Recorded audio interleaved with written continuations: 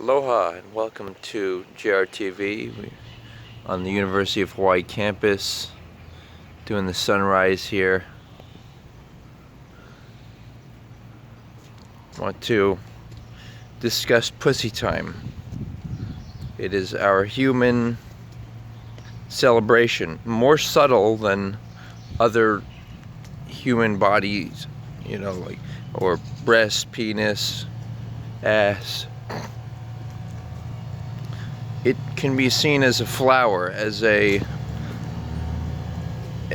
total sum of its parts, like the labia and the clitoris.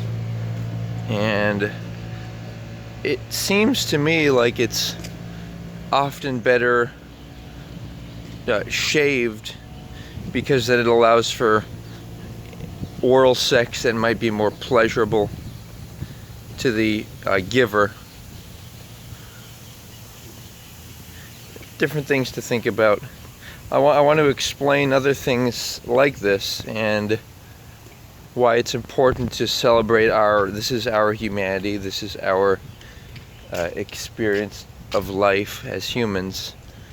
And there's what I see to be a certain political correctness in be it discussing or celebrating the vagina. I think pussy's a nice word because it has a sort of erotic sound to it, and yet it's also a tad playful, and I really want to, we're in an environment here that's all about education. I want to express what I think are important knowledge about woman's vagina, and shall we say, making it a priority in life. Now, for example, things like, on a woman, things like breasts, I actually see to be a distraction, that they, like larger breasts, they might interfere with the concentration and the focal point of the vagina.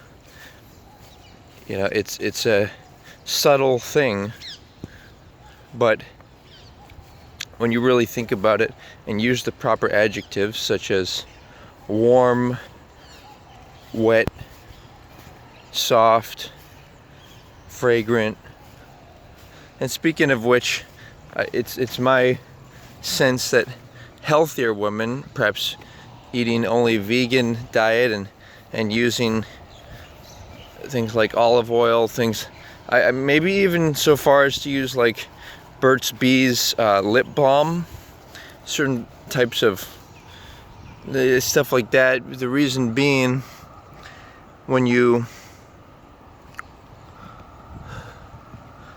use, it's a certain type of skin, right? The vagina, akin to the skin of the lips, the facial lips, the like penis head, the nipples. They need to be, I think, specially taken care of, so that they stay attractive. This is all about making the human body attractive, right? And I think you need to knead the skin around it, and kind of knead the skin with your hands, if you understand what I'm saying. So the thing is that, like I said, it should be seen as a flower.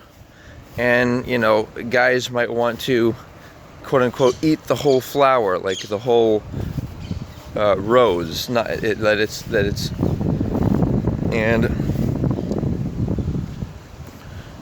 in order to not be distracted by other things, we need to recognize certain things can actually interfere with this. I'm going to discuss this.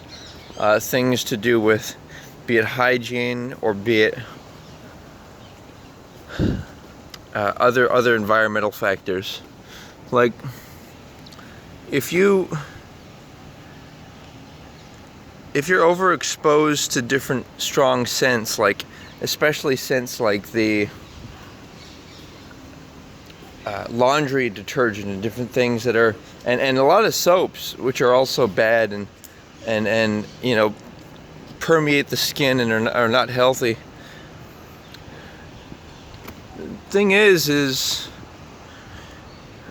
even being around women too much, even quote unquote guys being around women too much, it creates a problem of being overexposed to the scent, the pleasant scent of the like women when they're having their period.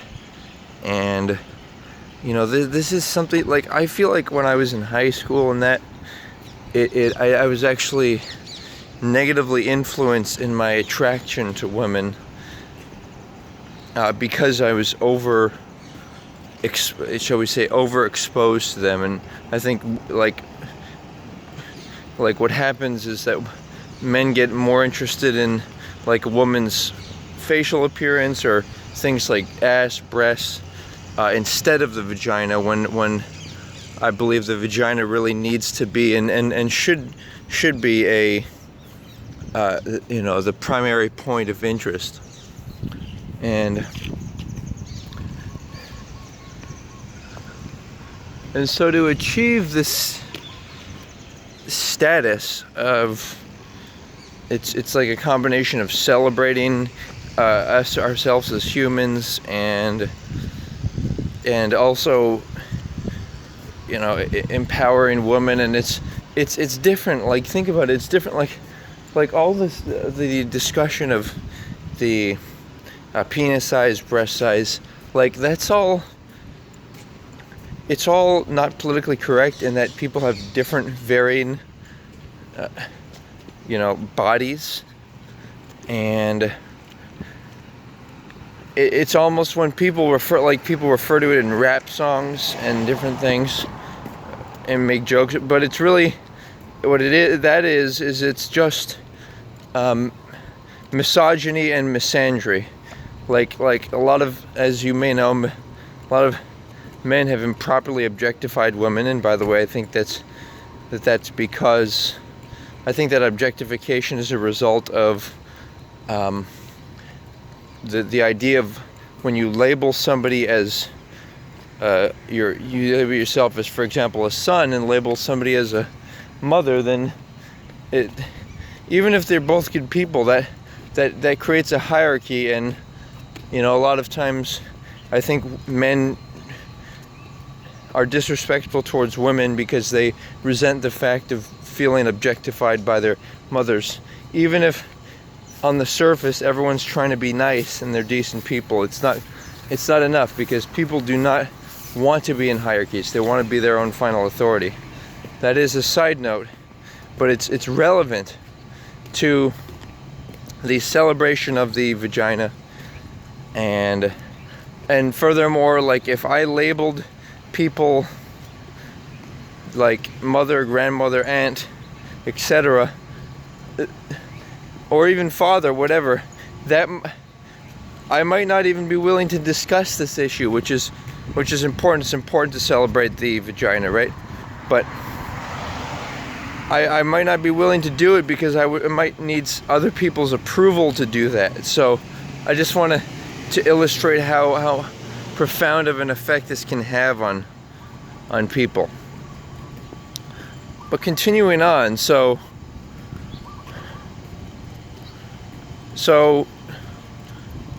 you know, men, don't worry about, you know, what a woman thinks of your body, your penis.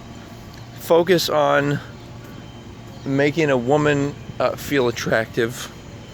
Focus on,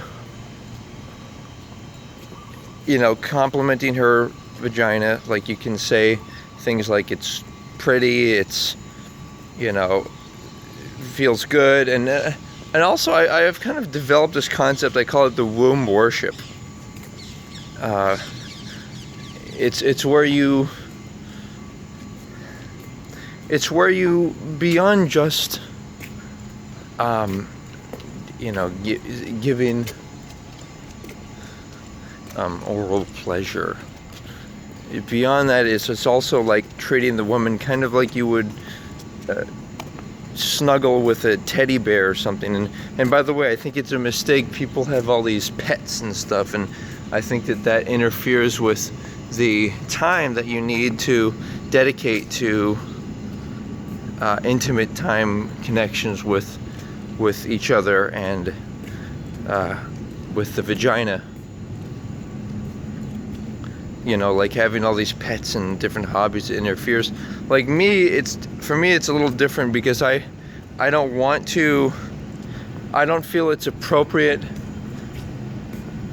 for me to pursue women because I think it takes a lot of energy and time.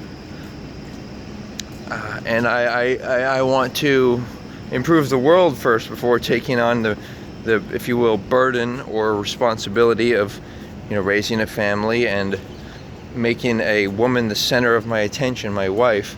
As much as I do want to and fun, I do need to prioritize the world. It's kind of like being in a prison, metaphorically, because I don't want to experience the important experiences of life, like intimacy, until the world is a better place.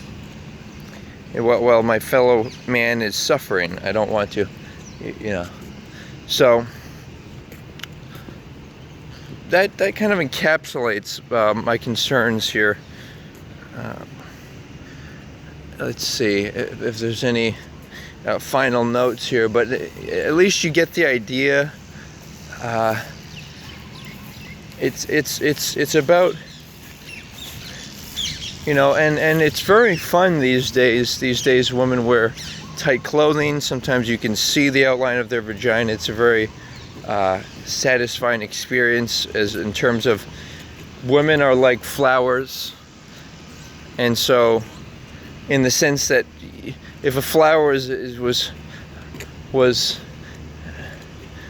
the word for human, made to be like a human, anthropomorphized. If a flower had its own will, it would want people to look at it. And each woman, you know, they have their vagina and it's unique. It may have different features and qualities. I think many of them are attractive. You know, same thing with nipples. I think many nipples are attractive, and I think that nipples are more important than features than breasts, because the nipples are the things you're actually maybe motivated to suck on or to pleasure. By the way, check out this new building. This is nice. So, and by the way, new construction, new things, it really inspires us. So it's these more subtle things that I think draw people together, like in renovated restaurants, different things. It's a combination of the physical, but also like the spiritual, of something being new, and, you know, of us celebrating new creations, new works in humanity. And in order to properly celebrate humanity, we need to, I think, make the pussy the focus of things, not other life sciences. You guys ready for an echo? Pussy power, yeah. Awesome, that was great. So, yeah, it's politically correct, unlike other things to discuss. And it is just worth concentrating on. And like, I like to glance at women and their vagina areas, and I just think it's a fun way. Like some guys like to compliment women. I just like to visually like like look at them as a compliment. I think verbal compliments are more like seduction. Remember, seduction and any forms of verbal and physical intimacy, mistakenly, these are not to be used on dating or this and that. That's all inefficient. Rather, they're to be used on somebody you're actually married to. And that's a whole nother subject. That's the subject of my new term. I used to use the term dream mate. Now I'm using the term guaranteed partner, GP, guaranteed partner. And the reason I'm opting for this term is because, you know, you want it to be a guarantee. And speaking of which, licking the vagina, you know, giving oral sex is not something you would want to do with everyone. It's kind of a sacred, like I said, it's like womb worship, like snuggling with not only the vagina but the woman's, you know, stomach area and just, you know, all of that effect, all of that. Yeah, I think I've shared enough. We need to return to our humanity, and sun is shining, sun is rising. I encourage people to try to wake up with the sunrise. I think it's a fun idea, even if it's not that easy to get up. If you just sit up, you know, stand up and watch the sunrise, I think it makes it really easy to start the day and actually be more productive. And you know, this is supposed to be like a motivation for living, like being with a woman, you know, and not just sexual activity, but just, you know, closeness, holding, you know, also things like smells, like, again, like, you don't want to, I call, you know, the term pussy whipped, I'll end with that. It implies that you're like around women too much, around like your wife too much. And it's very true that it can happen, that, you know, you can be around too much women, and I think sometimes it makes men start to act feminine. Not saying that, you know, homosexuality is a negative thing, but it just, I think that environment can have a play on it, and, you know, men starting to dress with tighter clothing or act effeminate. And by the way, I think that acting effeminate, I think that's actually part of the genetics. I mean, you could say that it's a flaw, but I don't. I think it's a way people naturally are. That's another subject. But the point is we need to celebrate the female body and be sure not to objectify it.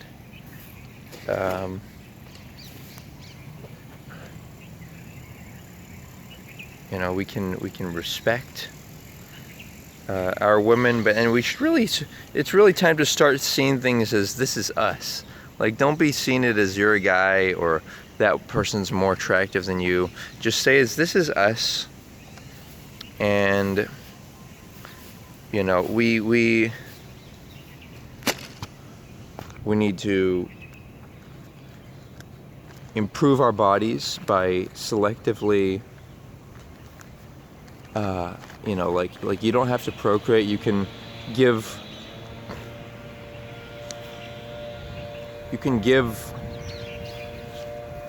your, shall we say,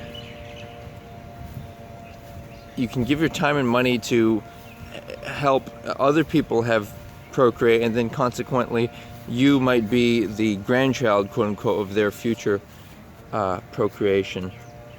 But let me just make sure I've covered everything here. You can do some breathing. You know, like I said, this whole idea of gender-separated society, it will make it so people have a more magnetism, more attraction to the vagina. And like in strip clubs, you know, the vagina is the featured presentation. I think it's easier if the strippers are married, so that there's no tension of, oh, the guys or the women are hoping that maybe they'll want each other romantically, but rather it's just the art, you know, just the art of it. And yeah, thanks for tuning in. Aloha.